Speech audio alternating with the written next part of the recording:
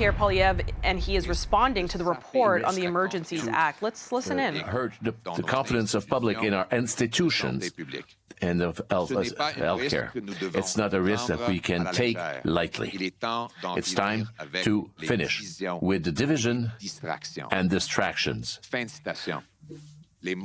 And the words of the Liberal MP.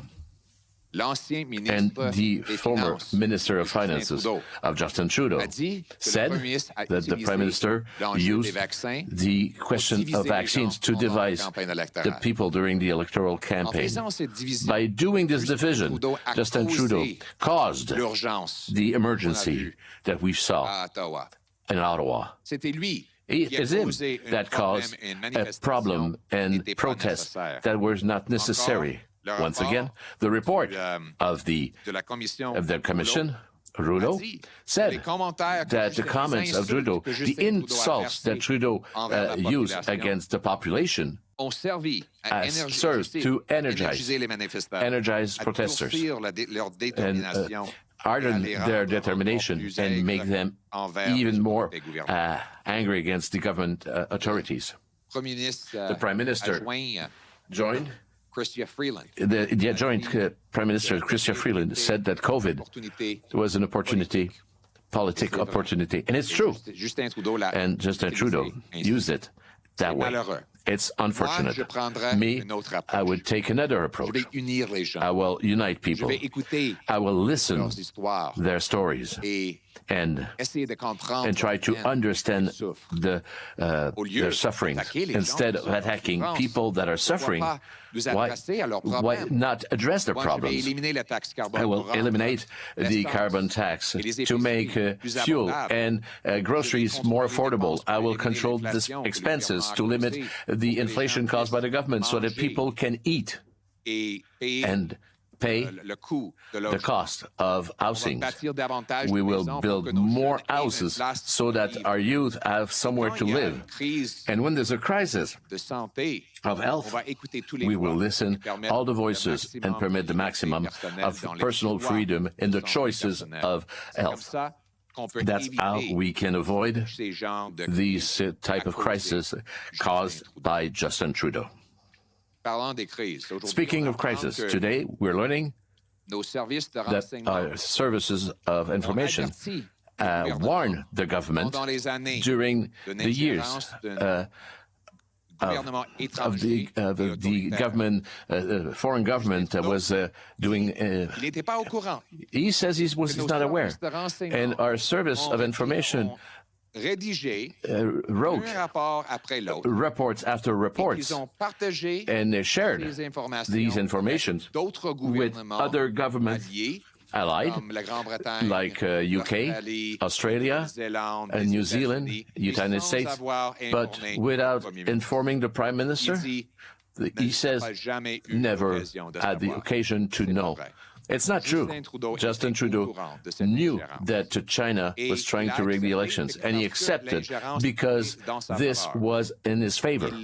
He is in favor of other governments interfering from their elections. It helps him. And there's a reason why he did absolutely nothing to fight this interference of other countries towards our democracy, our economy, and our population. The Chinese people, they are friends. The Canadians of Chinese origins are amongst the most patriotic workers, hard workers, and honest. But the interference by Beijing and the government was unacceptable. We have to take some actions, concrete actions, to prevent and to protect the sovereignty of our country. And it's a good sense. It's common sense. We have to bring back common sense. Thank you. After 8 years of Justin Trudeau, cost of housing has doubled. Cost of mortgage payments, rent, and home prices have doubled, which means 9 out of 10 young people who don't own a home believe they never will. Think what that does to someone's psychology. You're 30 years old, you're in your parents' basement, you can't start a family, You can't save for your future. You can't build credit or collateral. And worse, based on today's high interest rates and rising costs, you calculate that you never will. So you lose hope.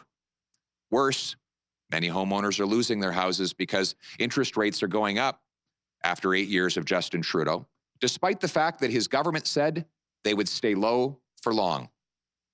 So those people lose their homes, end on the street, and addicted to drugs. And after 8 years of Justin Trudeau, 30,000 people have died of drug overdoses.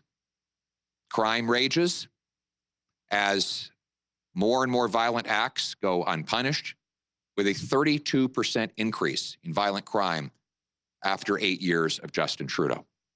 Meanwhile, 1 in 4 Canadians skip meals, and 1 in 2 cut back on groceries because food prices have gone up so fast under Justin Trudeau and his carbon tax.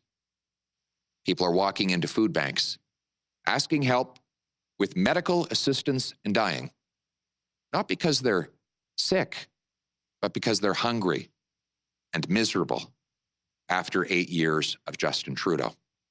Veterans who go seek help are told by their own government they should consider getting medical assistance in dying instead of getting the service they deserve.